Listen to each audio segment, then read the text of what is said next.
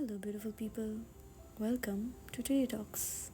Today, I'm opening a chapter that's been tucked away in my heart for a long time. This is a new series I'm calling All the Boys Who Ever Walked Into My Life. It's about the ones who showed up, sometimes gently, sometimes like a storm, but all of them left a mark. Some taught me lessons, some made me smile, some broke me a little, and none of them stayed. These stories aren't perfect, but they're mine. So if you have ever held onto a memory that still makes your heart ache or smile, this series is for you. The first episode is My First Love. So my first love happened when I was still in school. I won't say exactly which class. I was just very young, too young to realize what I was feeling back then. It was the middle of the academic year when he entered our lives. We had just finished our midterms. I remember so clearly our teacher stood at the door and announced that a new student was joining us. The entire class lit up with curiosity. Who was he? Why was he joining mid-year? What was his story? Everyone was dying to take a look. And then he walked in, like a gentle breeze on a hot summer afternoon, quiet, composed, calming. Ironically, I later found out that his name actually meant cold. Funny, right? But that day, he brought a strange kind of calmness into the room. He sat on the first bench in the row to my right. At first, he didn't say a word. No smile, no hello, nothing, just silence. In our class, the girls always sat on the left side and the boys on the right because the boys were naughty and the girls were sweet and elegant. There was just an unspoken rule. But this new boy, he didn't know the rule, so he sat down on the girls' side. The next day, a few boys tried to move him to their side, but he didn't budge. He quietly stayed right where he was. Still, no one knew his name, and he didn't speak to anyone. Not the boys, not the girls. People gave up trying. And then, a few days later, out of nowhere, he spoke. To me. He leaned over and asked if I had a marker he could borrow. I was shocked. I think we all had silently assumed that he didn't even speak.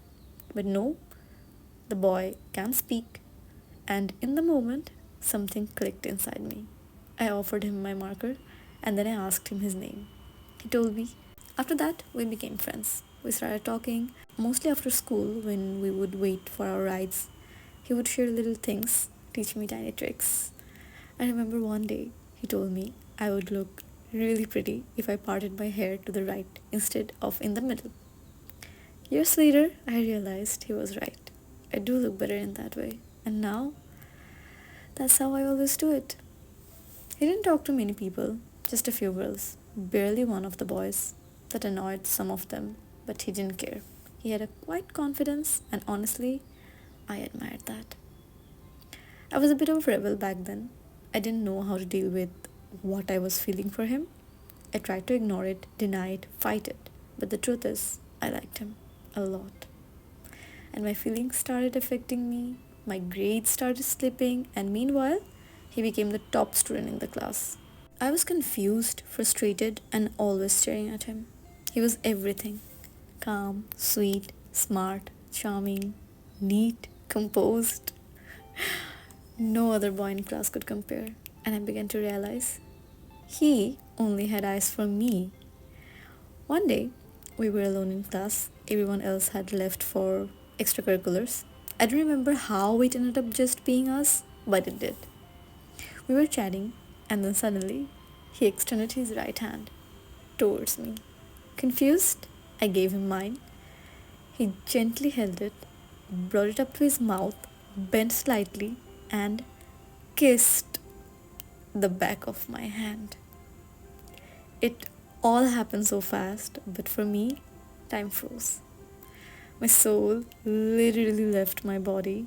My heart was beating so fast, I thought I would explode. But what did I do? I panicked. I stood up clumsily, grabbed my bag, and ran. Ran out of the classroom. I had no idea how to deal with any of it. When I got home, I didn't even wash my hand. I just kept reliving the moment over and over again.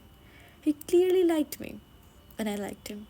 But I didn't know how to process it. So I ignored him. Then came the part that still stings. One day, it was raining heavily and I was late to class when I entered.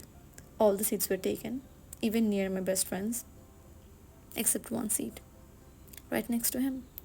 He was sitting alone, and when he saw me, he moved his bag, gestured for me to sit beside him. And what did I do? I pretended not to see him. I walked to the back and sat with some random rude girl instead. And that hit him. Not long after, he moved to the boys' side and started hanging out with them. He changed, became more distant. And then, just like that, life flipped. One evening, my parents told me they had already completed my transfer to a new school, a better one. I was devastated. I cried that night, and the night after, and to many more nights. I didn't even get to say goodbye. Not to my friends, not to him. I couldn't even explain why I acted the way I did. I had no idea I would be leaving. The worst part? My best friends were also transferred. Our parents had made a plan together to move us all to the best school in the country. I got in, they didn't. I thought of going back, visiting the old school, maybe finding him, but I never had the courage. I searched for him on social media a few times, but couldn't find him. He is probably changed, grown up, maybe doesn't even remember me. But I remember him so clearly, so deeply.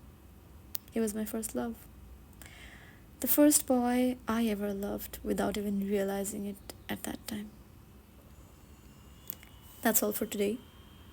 If you connected with even a bit of this story, please like, share, and subscribe. Thank you for being here.